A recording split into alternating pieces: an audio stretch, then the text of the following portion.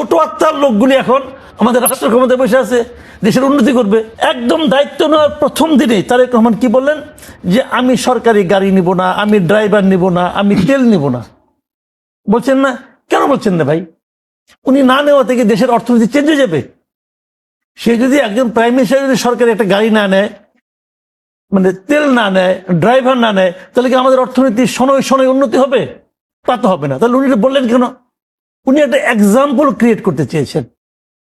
এক্সাম্পলটা উনি কি ক্রিয়েট করেছেন? উনি জনগণকে একটা মেসেজ দিতে চেয়েছেন যে আমরা দায়িত্বে এসেছি, আমরা কিছু নেওয়ার জন্য আসি নাই, আমরা দেওয়ার জন্য আসছি। তো এই এক্সাম্পলটা উনি কার জন্য ক্রিয়েট করার চেষ্টা করছেন? আপনার জন্য না আমার জন্য?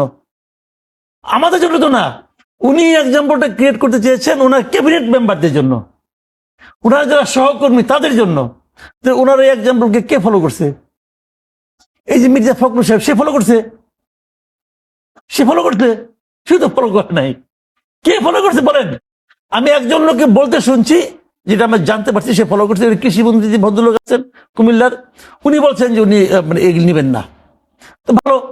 আমি পরের দিন আপনার সবার হলফনামাগুলি চেক করছি, যে বিভিন্ন ধরনের মন্ত্রী আছেন, আমি যে কটা দেখেছি প্রায় গোটা 15-20টা আমি দেখছি, চেক করছি।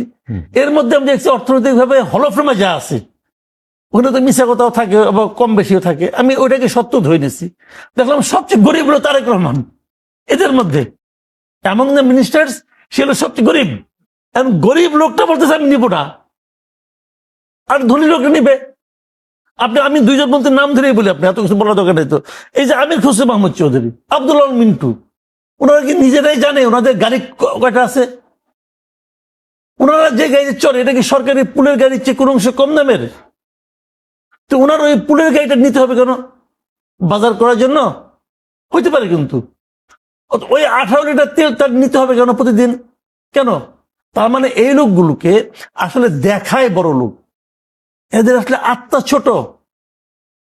এই এখন আমাদের রাষ্ট্র ক্ষমতায় বসে আছে, দেশের উন্নতি করবে না, সেটা নিয়ে কিন্তু কেউ ওইভাবে প্রশ্ন তোলে নাই। না, তুললাম। কেউ তুলছে না, আমার কি আসে যায়? আচ্ছা, আমি দেশে একজন নাগরিক না? জি। প্রশ্ন তো আমি তুললাম। জি। আমার পছন্দ হয় না আপনার? তাহলে আমি তো প্রশ্ন তুললাম। তো তারা কেন করলো না বলে না? ভাই, প্রাইম মিনিস্টার যখন একটা কাজ করে কেন করে?